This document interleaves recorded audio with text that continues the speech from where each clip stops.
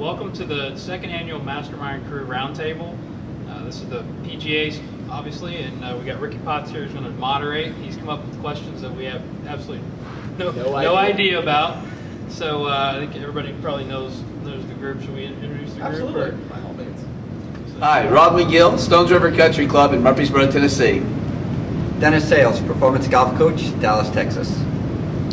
Jason Hellman, Director of Instruction, Windance Golf Club, Toronto, Ontario, Canada. Jason Sutton, Director of Instruction, Carmel Country Club, Charlotte, North Carolina. Kirk Oguri, Golf Coach and Equipment Specialist in Long Island, New York.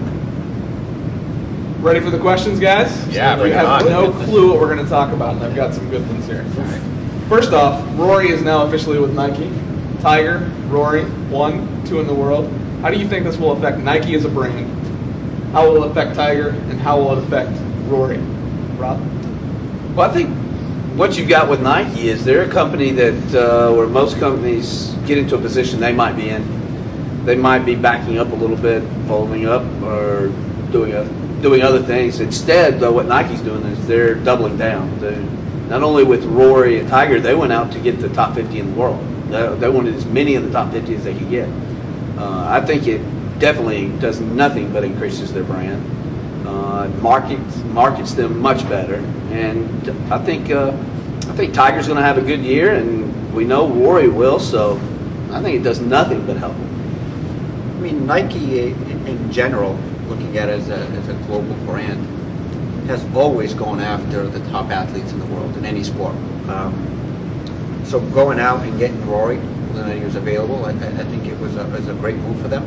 I think it's going to help them solidify themselves in the market. The same thing with what Rob said, going out and getting other professionals from, other major brands. I think just goes to show that they want to be a force in it. What is it going to do to Tiger? I think it's going to push him. I think it's going to make him want to be that #1 player, because I think it feels like he's probably #2, not only in the rankings, but in Nike's eye. They went out and spent a lot of money to go get Rory. And Tiger himself hasn't been playing really well. Everybody's talking about Rory. I think Tiger's going to use that as motivation to push him a little bit more. I expect him to have a pretty good season. Yeah, and certainly from a marketing standpoint, they've got the biggest budget out there. I think it was like a couple of years ago I heard $100 million a year, and now what is it now? I mean, you saw the announcement for Rory, and the holograms and stuff flying all over the place. Like that was pretty heavy. So yeah, and maybe Rory is going to push Tiger a little bit, because he does sort of feel like second best. But time's going to tell. I don't think Rory got off to a great start, 75-75, and I heard through the grapevine that Tiger didn't get any appearance money for that event and magically missed the cut. Yeah. And they seem to have a little bit of extra time. Maybe they could have shot another commercial.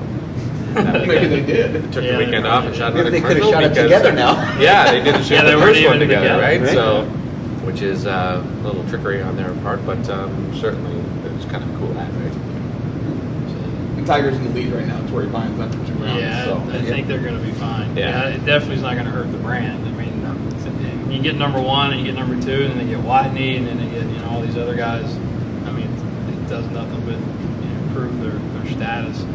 It's going to be interesting, obviously, with the equipment. I mean, not off to a great start. I mean, that's the big controversy now is, when they switch equipment, is that going to affect their game? Was he just rusty, or was it something? And he switches back to the Cameron putter on day 2.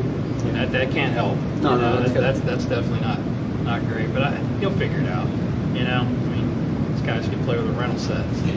Break par, they're going to be fine. So I don't think it's going to be a big deal. I'm going to talk from a different angle, from the industry standpoint. As you said, Nike can buy every single golf equipment company here, no question. But I think they chose to go pretty hard because they got a good line right now. Their hosel technology is really good. The quality control is really improved. Got a great driver. I talked to Tom Stites yesterday. Spent about 15-20 minutes with him. He's just really brilliant. But I spoke to a couple of people in the business, and wouldn't be surprised in a matter of, let's say, I don't know, a few years, where you might just see Adidas and Nike, and no more other companies. I mean, if you really look at the movement, TaylorMade is making a push to be number one. Well, they're number one driver. Yeah. They're pushing for number one irons. They could buy a company like Cleveland and become number one wedge. Who says it can't? By, let's say, Fila wants to dump Titleist or something, all of a sudden they get the ball, now they're number